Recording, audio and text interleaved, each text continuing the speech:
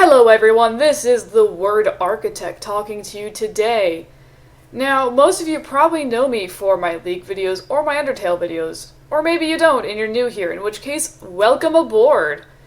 But today, I figured I'd talk about something a little bit different, give you guys a little more diversity in your content, and that topic is My Little Pony, specifically Equestria Girls. Now, when most of you think of Equestria Girls, your first thought is probably disappointment. Seriously, I have never heard a single person be happy to hear that there's another Equestria Girls movie in the works. And the second thing you probably think about is Rainbow Rocks, and how universally it is accepted to be the best of the 4 current movies that are out there. Everyone I've talked to has it as their favorite of the 4 Equestria Girls movies.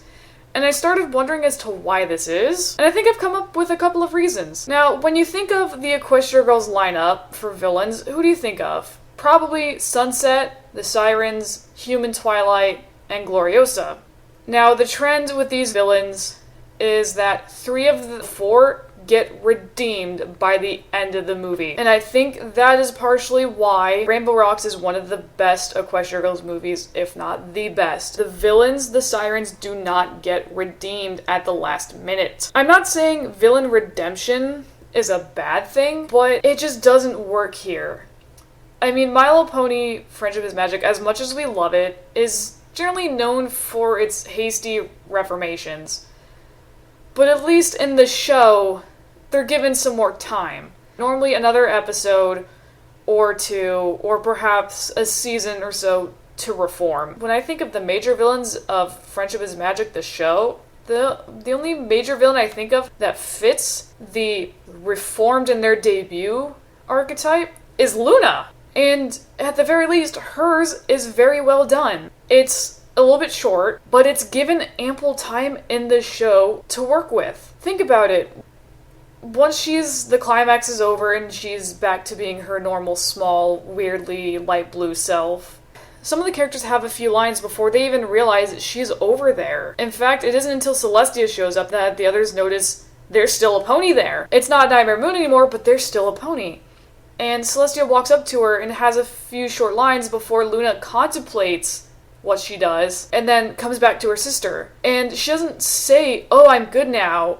Oh, I know we need to roll together." She just says, "I missed you so much." And then we're treated to a small scene in the town, and then the episode is wrapped up. And all the other major villains are either defeated, outright killed, or reformed in a later episode. Discord is frozen in stone at the end of the season 2 premiere and doesn't show up again until season 3. Same with Trixie. Sombra is outright murdered. Chrysalis, quick spoiler here for the season 6 finale, by the way, if you haven't seen it, is defeated and kicked out, and then defeated again and forced to run away when all of her subjects turn against her. Tyrek is defeated and locked away. Starlight, she is reformed quickly, but not in her debut, and then she is given most of season 5, where she's struggling with that reformation. I mean, seriously, she brainwashes her friends. But she's at least given a season or so before she's reformed, whereas in the Equestria Girls movies, they're given 30 seconds, at most. Everyone forgives them instantly at the end of the movie.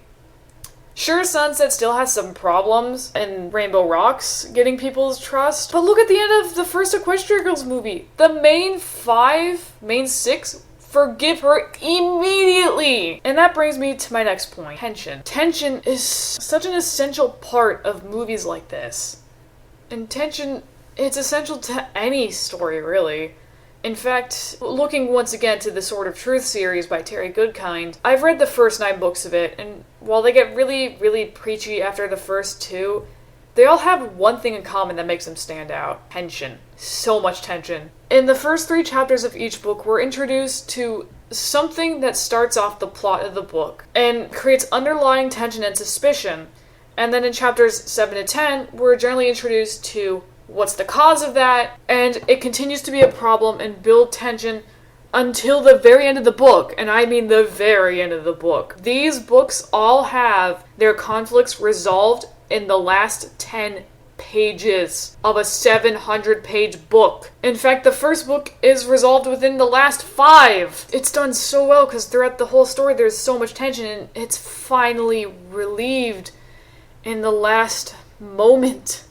and it feels so good to have it relieved, finally.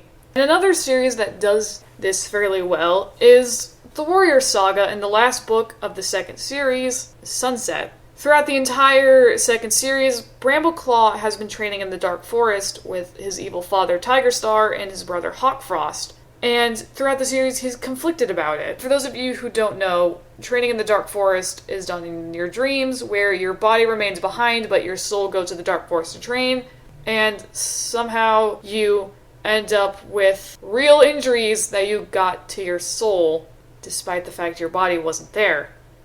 Not quite sure how that works, but you roll with it. In the very end of Sunset, this all comes to a head when Hawkfrost traps Firestar in a fox trap and tells Brambleclaw to kill him, and Brambleclaw realizes his loyalty to his clan is more than he'll ever be loyal to the Dark Forest and his father. And in the last 3 pages of the book, this is decided, and he's forced to kill his brother. And look at all the season premieres and finales in the main show. The ones that we like tend to have the most tension in them. There's tension built up in the very first couple of acts, and it's built up until the climax. The season 2 finale is known to be one of the best finales and premieres in the show. And at the end of the first act, there is some tension there. We know there's something wrong with Cadence, and that builds up over time until she's revealed to be Queen Chrysalis. And then the tension is still built up even more until she's finally defeated by the love of Cadence in shining armor. And the other ones, when Tyrik's released, there's tension. Even with Nightmare Moon in her debut. Sure, she doesn't show up until the end of the first episode, but we know from the very beginning of episode 1 that she exists. We know that she's coming back because we've heard the tale, and we see Twilight is visibly distressed by this news and is trying to avoid it. Once episode 2 kicks in, that tension is built upon as Nightmare Moon tries harder and harder to get rid of them through the Manticore, the scary trees, the sea serpent, Stephen Magnet, to the avalanche, and then finally abducting Twilight and trying to kill her and destroying the elements of harmony. In the Equestria Girls movies, only 2 of them really have tension from the start of the movie, Rainbow Rocks being one of them. In fact, in the very first act of Rainbow Rocks, we are given a lot of tension. By the end of it, all of the school is against the main 7, because they've turned the entire school against them. And we know it's up to just the 7 of them to find a solution. Throughout the movie, when they can't figure it out, that tension is built up until it finally reaches its climax when the sirens are destroyed and rendered powerless.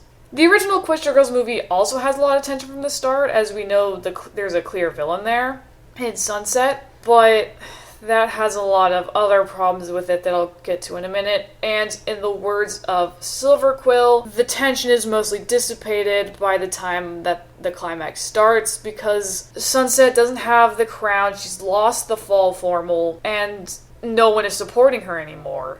And it's only once she gets the crown back and turns into a she-demon that the tension is built back up, and at that point, it's kind of too long of a suspension of disbelief to really hold a lot of tension anymore. Friendship Games and Legend of Everfree don't have, any tension at the start of the movie. Legend of Everfree has that brief scene at the start with Twilight's dream, but it kind of dissipates up until we see Gloriosa transform. In the Friendship Games, there's not really a lot of tension because what are we rooting for? That the school wins the Friendship Games? That the Friendship Games is a tie? That Abacus Cinch is arrested? There's not a clear line of what we're rooting for throughout most of the movie. That tension is really only kind of created when the giant plant monster is summoned, and it has to be so quickly built to between then and the point where Twilight accepts the magic. And it's not really there. And it's kind of built up too quickly. And like I said in Legend of Everfree, there's no tension in that movie until Gloriosa transforms. And honestly, I think part of this lack of tension is because of side plots. Rainbow Rocks doesn't have a lot of side plots. The side plots that do exist in Rainbow Rocks are heavily part of the story and the tension. The biggest side plot is, I guess it's not really a side plot, it's actually a main plot, is the fighting between Twilight and her friends. With, Dash's, "Oh, it's my band," and everyone getting sick of her, and "Why aren't we playing my song?" And that all comes to a point during the climax of the movie when it ends up giving the sirens the power they need to finally fully control everyone. The only other side plot in there is the brief side plot between Arya and Adagio on who's the leader, and that is very quickly resolved. And knowing the history that Equestria Girls has with side plots, I'm thankful for that. Because as we saw in the original Equestria Girls movie, the side plots, they come up rapidly and they're fixed so quickly to the point where they almost have no bearing on the story. There's the Brad subplot, which doesn't really go anywhere. There's the subplot with her friends fighting each other that lasts 3 minutes. I mean, seriously, they're all in that room together, and they solve their problems in about 3 minutes once Twilight actually tells them to shut up and stop arguing. And then the side plot with them destroying the gym and Sunset framing her for it, that is resolved in less than 2 minutes. Seriously, she gives the picture to Luna, and then Flash comes in like a minute later saying, "Here's the evidence for them being cut out," and then Luna's like, "Oh, you're cleared of charges." And the only thing that actually comes out of them is them sweeping up the gym and Twilight getting the support of the students she already has the support of. In the third movie, there's the subplot of Twilight and her will-be friends and Twilight and the students of Crystal Prep that doesn't go anywhere. There's also the subplot of her application to wherever they called it. That doesn't really go anywhere either. All it serves is to get her in the friendship games, and then it's mentioned after that, but ultimately does nothing. And the majority of Legend of Everfree is subplots. There's the Twilight and Timber thing, there's the "oh my god, I'm schizophrenic" thing with Twilight, there's the whole thing between Twilight and Sunset, the camp activities, and it's all subplots until we find the Cave of the Geodes. And it's just disappointing, really. I mean, I wish a lot of those subplots would have actually gone somewhere. And maybe that would have helped bump them up to the status of Rainbow Rocks. But anyway, that's my opinion on why I think Rainbow Rocks is universally the best Equestria Girls movie. Leave your thoughts in the comments below. Tell me if you like these kinds of videos. If you do, I will try and do more analysis videos in the future. If you specifically like that's on My Little Pony, I'll try and do more of that in the future.